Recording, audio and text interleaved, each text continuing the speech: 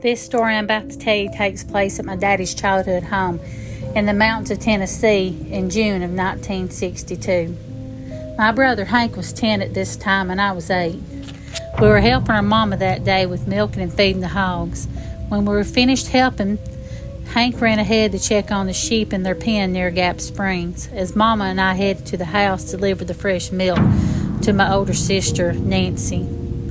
I love my mama very much, but her life was hard, and seeing her sad made my young heart heavy. One thing I can say about my mama is no one messed with her children, and she never showed any fear.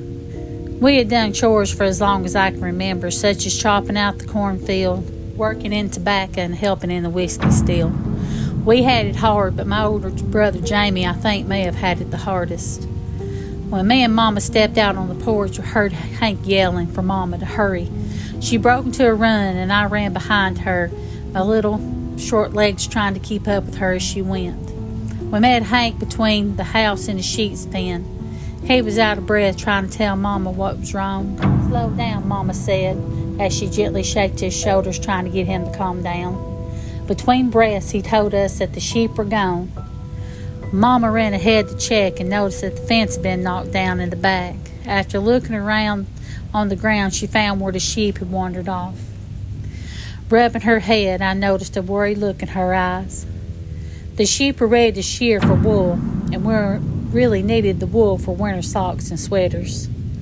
Pa was always at the whiskey still, trying to make whiskey to sell, and he was going to gauge it down and deliver it to Monterey that day, so we were on our own to take care of that sheep problem. Mama told us to go get Bessie the mule from the barn and ride her over the backside of the mountain and see if we could find the sheep before they get killed by any wild animals. Bessie the mule was the slowest animal I'd ever seen. I don't think she would run if her tail was on fire. We rode slowly over that mountain and listened for the sheep. We came to the bottom of the mountain, and Hank remembered an old barn at the end of the valley.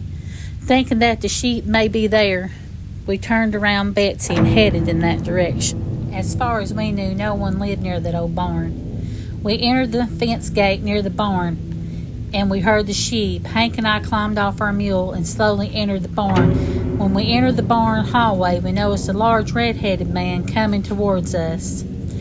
He had a dead man across his shoulders, and blood was dripping from that dead man's head. Hank, being a young man and brave but not stupid, took one look at that man, grabbed my hand, and we ran just as fast as we could back to the mule.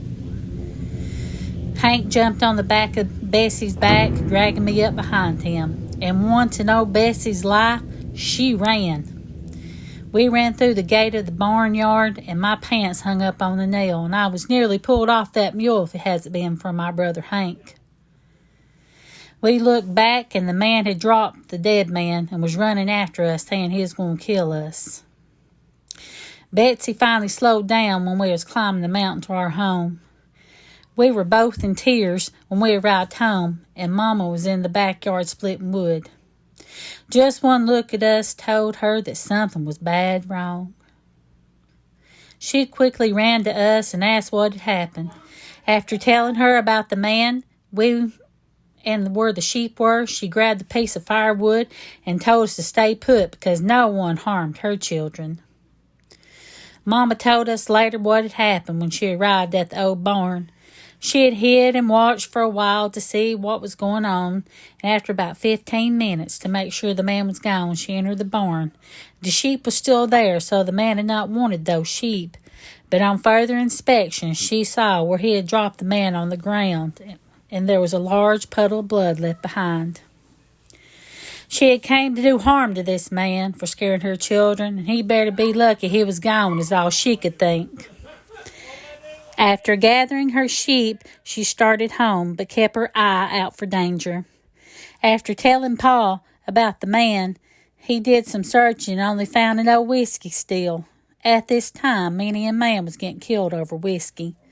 He figured this is what might have happened to this man. We never saw that man again, thank goodness. Our life was never easy at our mountain home, and many strange things had happened over the years. I have many more stories to share if you're willing to lend me your ear.